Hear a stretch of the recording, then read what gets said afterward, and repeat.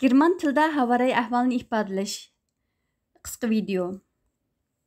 Wie ist das Wetter heute? Bugün hava qandaq? 4 mavsumlik german tilda qanday deymiz? Frühling, Sommer, Herbst, Winter. Yani Winter qish, Sommer yaz, Frühling bahar, Herbst kuz. Amsilarga hava ahvalini ifadalashda ishlatiladigan ismlar. Das Wetter hava, hava rayi. Der Regen yağmur. Der Hagel möldür. Der Blitz çakmak. Der Donner güldürmama. Die Sonne quyosh. Der Regenbogen Hasan Hüseyin. Der Schnee qar. Der Schneeflocke qar tanelari. Das Eis muz. Die Wolke bulut. Der Nebel tuman. Der Wind shamal. Das Gewitter güldürmamılık yağmur, qattiq yağmur. Der Sturm boran chapqun. Der Wirbelsturm quyun. Die Überschwemmung kelkun qiyan. Havaray ahvalini tasvirlashda ishlatiladigan fe'llar. Men buningdan faqat o'rnak jumlani va uyg'urcha ma'nosini o'qib o'taman.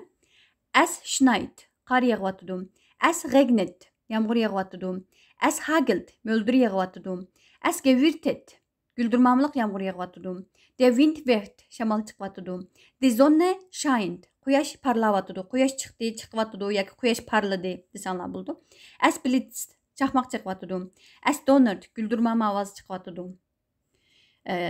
Ko'p ishlatiladigan sifatlar, ya'ni havaray ahvolini tasvirlashda ko'p ishlatiladigan sifatlar. Es ist kalt. Ya'ni havo sovuq demakchi. Sifatni va uyg'urcha ma'nosini ham o'qib o'taman. Kalt, sovuq. Warm, illiq. Heiß, issiq. Kühl, so'rin. Sonnig, quyoshliq, ya'ni havo ochiq. Windig, shamolliq. Regnerisch, yomg'irliq. Bewölkt, bulutliq. Endi havaray ahvolini ifodalashda ko'p ishlatiladigan qaliblashgan jumlalar. Wie ist das Wetter? Hava qandaq? Es ist schön. Hava yaxshi. Das Wetter ist schön. Yoki schlecht. Yoki schön degan yaxshi degan gap, schlecht degan nachar degan gap. Ya'ni hava yaxshi, hava nachar. Es ist schönes Wetter. Bu yaxshi hava. Es ist schlechtes Wetter. Bu nachar hava. Oxirgi 3 jumla muhim. Wie viel Grad ist es? Hava qancha daraja? Temperatura qancha daraja? Es ist -1 Grad. Yoki es ist 0 Grad. Yoki es ist 1 Grad.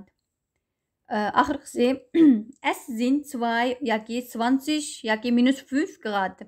Havo qancha daraja ekanligini ifodalashda shu qaliblashgan jumla ishlasanglar bo'ldi.